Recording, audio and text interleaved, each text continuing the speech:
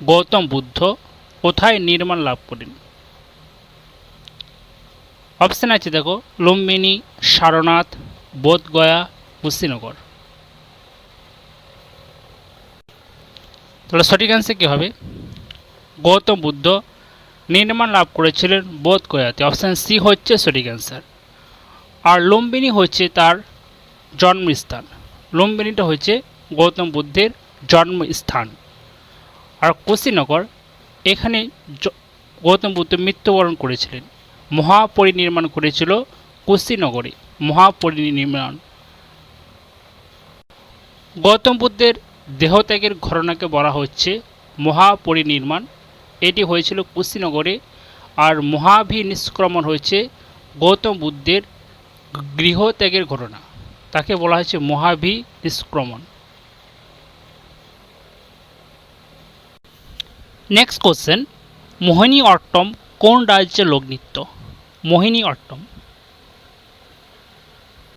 তোমরা বিভিন্ন নৃত্যশৈলী এবং যে প্রাদেশিক উৎসবগুলো হয় সে সমস্ত রাজ্যগুলির নাম আর নৃত্যগুলোর নামগুলো মনে রাখবে।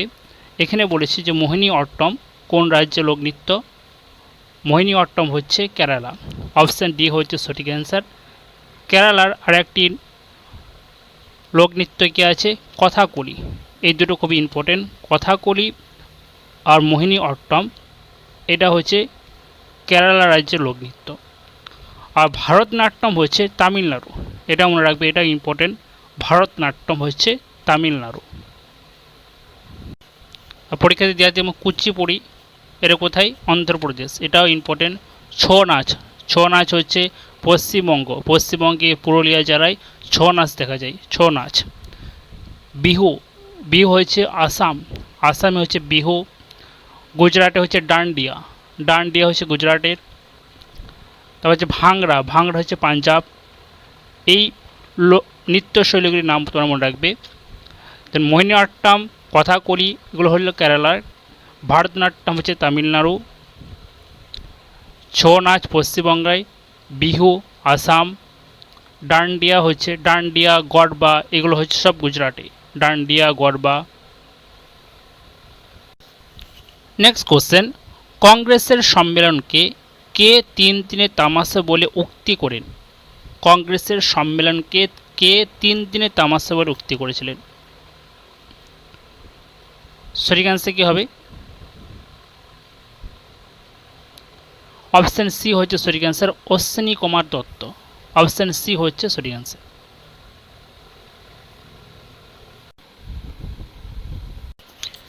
নেক্সট কোশ্চেন, কোন নিষ্ক্রিয় গ্যাস বায়ুতে মোটেও পাওয়া যায় না? কোন নিষ্ক্রিয় গ্যাস বায়ুতে মোটেও পাওয়া যায় না?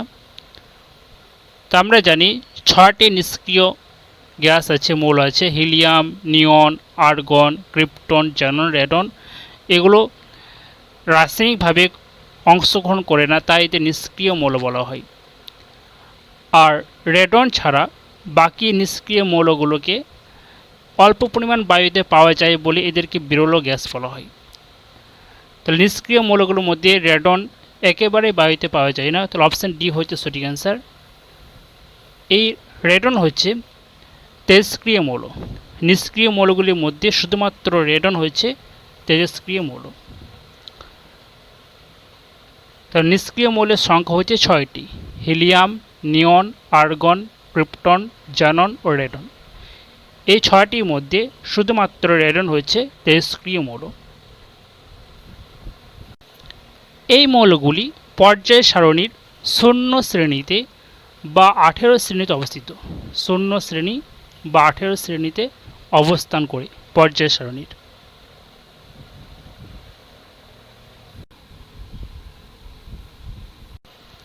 প্ল্যানিং কমিশন বা পরিকল্পনা কমিশনের প্রথম চেয়ারম্যান কে ছিলেন?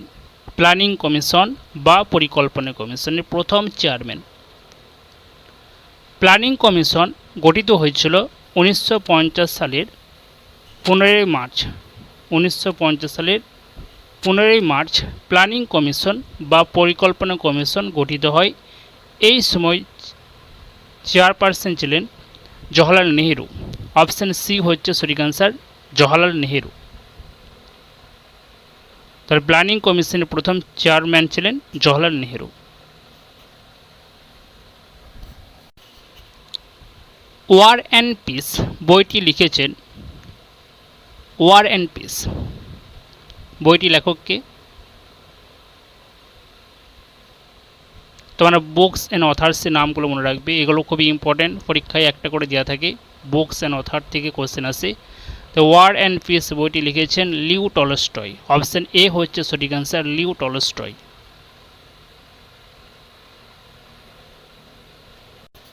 নেক্সট কোশ্চেন, ভারতের দ্বিতীয় পঞ্চবার্ষিকী পরিকল্পনাটি ছিল, দ্বিতীয় পঞ্চবার্ষিকী পরিকল্পনাটি কার তথ্যের উপর নির্ভর করে হয়েছিল?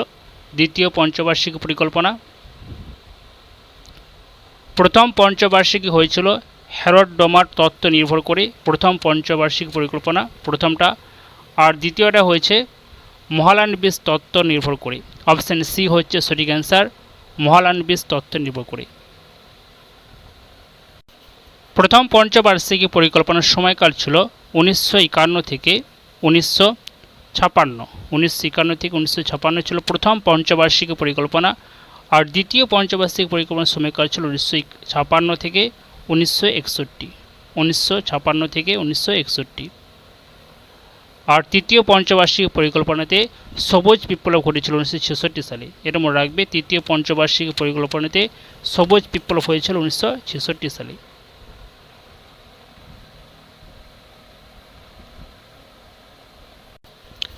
শেরি বঙ্গাল কাকে বলা হয়? শেরি বঙ্গাল। অপশন ডি হচ্ছে সঠিক অ্যান্সার, ফজলুল হককে শেরি বঙ্গাল বলা হতো। শেরি বঙ্গাল, ফজলুল হক।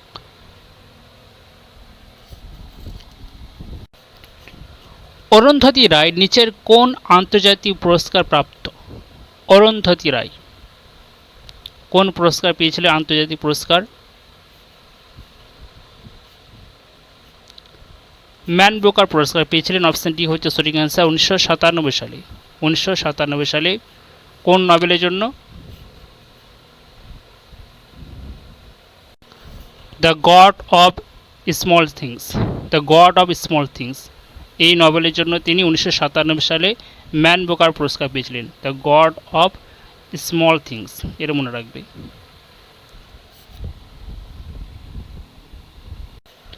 নেক্সট কোশ্চেন, গ্রেট আন্দামান এবং লিটল আন্দামান এর মধ্যে কোন সীমারেখা অবস্থান করছে? গ্রেট আন্দামান এবং little Andaman. 9 degree channel, Duncan passage, 10 degree channel, পক প্রণালী।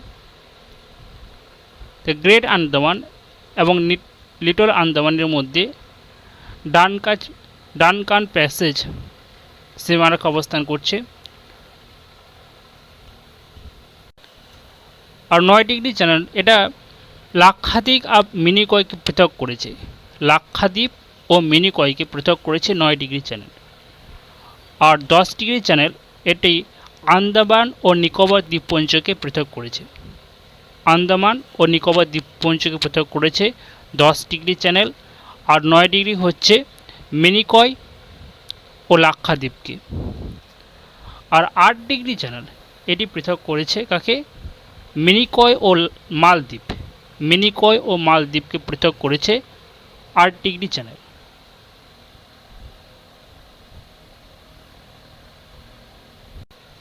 ভারতীয় সংবিধানের কোন ধারায় একটি সম্মতি ভিত্তিক সিভিল কোড প্রণয়নের কথা বলা হয়েছে? ভারতীয় সংবিধানের কোন ধারায় একটি সম্মতি ভিত্তিক সিভিল কোড প্রণয়নের কথা বলা হয়েছে? আর্টিকেল 44। অপশন ডি হচ্ছে সঠিক অ্যান্সার, 44 নম্বর ধারা।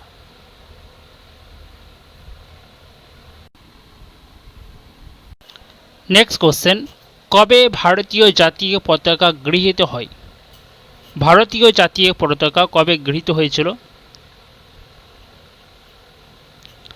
তাহলে 1947 সালের 22শে জুলাই গণপরিষদ কর্তৃক স্বাধীন ভারতীয় জাতীয় পতাকার নকশা মঞ্জুর ও গ্রহণ করা হয়েছিল 1947 সালের 22শে জুলাই।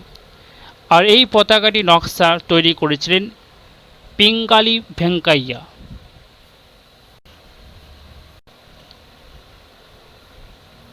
তাহলে ভারতীয় জাতীয় পতাকা নকশা তৈরি করেছিলেন পিঙ্গালি ভেঙ্কাইয়া। তিনি একজন অন্ধ্রপ্রদেশের বাসিন্দা ছিলেন। পরবর্তীকালে 1950 সালে 24শে জানুয়ারি ভারতীয় জাতীয় সঙ্গীত গৃহীত হয়। এটা মনে রাখবে, 1950 সালে 24শে জানুয়ারি ভারতীয় জাতীয় সঙ্গীত গৃহীত হয়েছিল। জাতীয় পতাকা হয়েছিল 1947 সালে 22শে জুলাই, আর জাতীয় সঙ্গীত এটা হয়েছিল 1950 সালের 24শে জানুয়ারি। নেক্সট কোশ্চেন, কালকূট কার ছদ্মনাম? কালকূট বিমল ঘোষ, সত্যেন্দ্রনাথ দত্ত, বিনয় ঘোষ, সমরেশ বসু। তাহলে কালকূট হচ্ছে সমরেশ বসুর ছদ্মনাম, সমরেশ বসু। অপশন ডি হচ্ছে সঠিক অ্যান্সার, সমরেশ বসু। পশ্চিমবঙ্গের কোন জেলাটি পূর্ব বিহারের অন্তর্গত? পশ্চিমবঙ্গের কোন জেলাটি পূর্ব বিহারের অন্তর্গত? পুরুলিয়া, বাঁকুড়া, মেদিনীপুর, বীরভূম। তাহলে পূর্ব বিহারের অন্তর্গত হচ্ছে পুরুলিয়া। অপশন এ হচ্ছে সঠিক অ্যান্সার, পুরুলিয়া। নেক্সট কোশ্চেন, কাঁকড়াপাড়া পারমাণবিক কেন্দ্র কোন শহরের কাছে অবস্থিত? কাঁকড়াপাড়া কোন শহরের কাছে অবস্থিত? অপশন সি হচ্ছে সঠিক অ্যান্সার, সুরাট। ভারতের প্রথম পারমাণবিক বিদ্যুৎ কেন্দ্র হচ্ছে তারাপুর। ভারতের প্রথম পারমাণবিক বিদ্যুৎ কেন্দ্র এটি হচ্ছে তারাপুর। এটি অবস্থান হচ্ছে মহারাষ্ট্রে অবস্থিত। আর কোটা হচ্ছে রাজস্থান, কোটা। আর ভারতের বৃহত্তম পারমাণবিক বিদ্যুৎ কেন্দ্র হচ্ছে নারোরা। ভারতের বৃহত্তম পারমাণবিক বিদ্যুৎ কেন্দ্র হচ্ছে নারোরা। এটি অবস্থিত হচ্ছে উত্তরপ্রদেশে। তাহলে ভারতের প্রথম পারমাণবিক বিদ্যুৎ কেন্দ্র হচ্ছে তারাপুর, সেটা মহারাষ্ট্রে অবস্থিত। আর ভারতের বৃহত্তম হচ্ছে নারোরা, সেটা অবস্থিত হচ্ছে উত্তরপ্রদেশে। আর কোটা বিদ্যুৎ কেন্দ্র অবস্থিত হচ্ছে রাজস্থান। নেক্সট কোশ্চেন, কেশরী পত্রিকার সম্পাদক কে ছিলেন? কেশরী পত্রিকার সম্পাদক কি হবে সঠিক অ্যান্সার? অপশন বি হবে সঠিক অ্যান্সার, বাল গঙ্গাধর তিলক ছিলেন কেশরী পত্রিকার সম্পাদক। কৃষ্ণকুমার মিত্র কোন পত্রিকার সম্পাদক ছিলেন? সঞ্জীবনী পত্রিকার সম্পাদক ছিলেন কৃষ্ণকুমার মিত্র। সঞ্জীবনী এর মনে রাখবে। ভূপেন্দ্রনাথ দত্ত ইনি ছিলেন যুগান্তর পত্রিকার সম্পাদক। যুগান্তর পত্রিকা, ভূপেন্দ্রনাথ দত্ত। হিন্দু পেট্রিয়ট পত্রিকা ছিলেন হরিশচন্দ্র মুখোপাধ্যায়। ইন্ডিয়ান মিরর পত্রিকার ছিলেন কেশবচন্দ্র সেন। আল হিলাল আবুল কালাম আজাদ। Young India Gandhiji. সন্ধ্যা পত্রিকা ব্রহ্মবান্ধব উপাধ্যায়।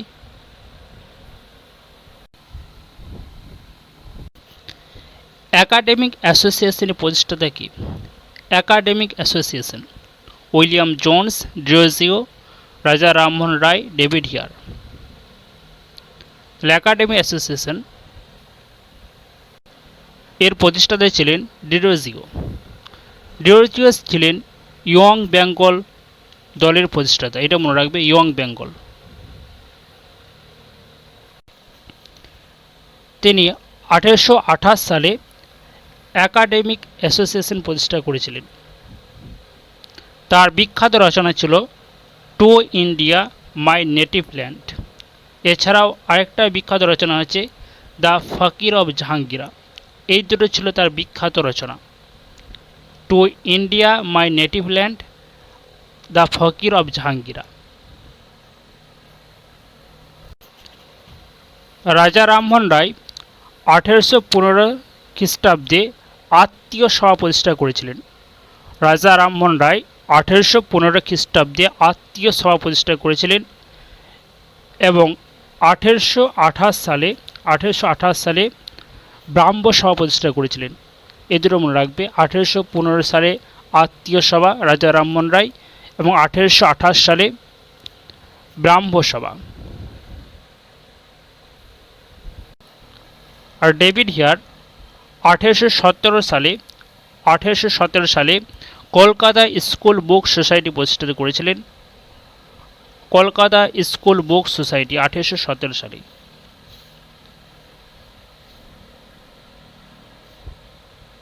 এছাড়াও তিনি হিন্দু কলেজ প্রতিষ্ঠিত করেছিলেন 1817 সালে, হিন্দু কলেজ।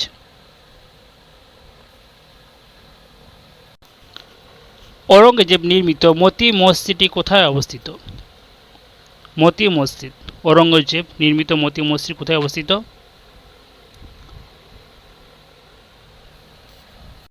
সঠিক আনসার কি হবে? ঔরঙ্গজেব মতি মসজিদ নির্মাণ করেছিলেন লাল কেল্লায়। যদি এখানে অপশান আছে দিল্লি, তাহলে অপশান সি হবে সঠিক আনসার, দিল্লিতে। তো মতি মসজিদ নির্মাণ করেছিলেন লাল কেল্লায়। আর লাহোরে তিনি বাদশাহী মসজিদ নির্মাণ করেছিলেন, বাদশাহী মসজিদ। ঔরঙ্গজেবের সময় সৎনামী বিদ্রোহ হয়েছিল। এটা খুব ইম্পর্টেন্ট, পরীক্ষা দিয়ে থাকি যে সৎনামী বিদ্রোহ কোন মোগল সম্রাটের আমলে হয়েছিল। সেটা হয়েছিল ঔরঙ্গজেব। কত সালে হয়েছিল? 1672 সালে। 1672 সালে। তাকে জেন্দা পীর বলা হতো, ঔরঙ্গজেবকে জেন্দা পীর বলা হতো। তার মৃত্যু হয়েছিল 1707 সালে, 1707। এবং তার সমাধিস্থল আছে ঔরঙ্গাবাদে। তার সমাধিস্থল আছে ঔরঙ্গাবাদে। সম্প্রতি হামার বেটি হামার ম্যান গেম লঞ্চ করলো কোন রাজ্য? হামার বেটি হামার ম্যান গেম লঞ্চ করলো ছত্তিশগড়। অপশন সি হচ্ছে সঠিক অ্যান্সার, ছত্তিশগড়।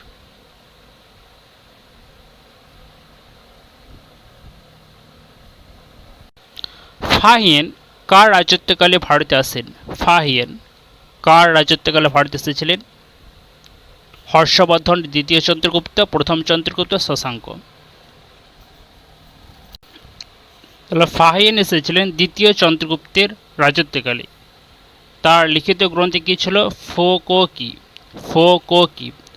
আর হিউয়াংসান এসেছিলেন হর্ষবর্ধন রাজত্বকালে। হিউয়াংসান ছিলেন হর্ষবর্ধন রাজত্বকালে। তার লিখিত বইয়ের নাম ছিল সি ইউকি। এটা ছিল হিউয়াংসানের লিখিত গ্রন্থ।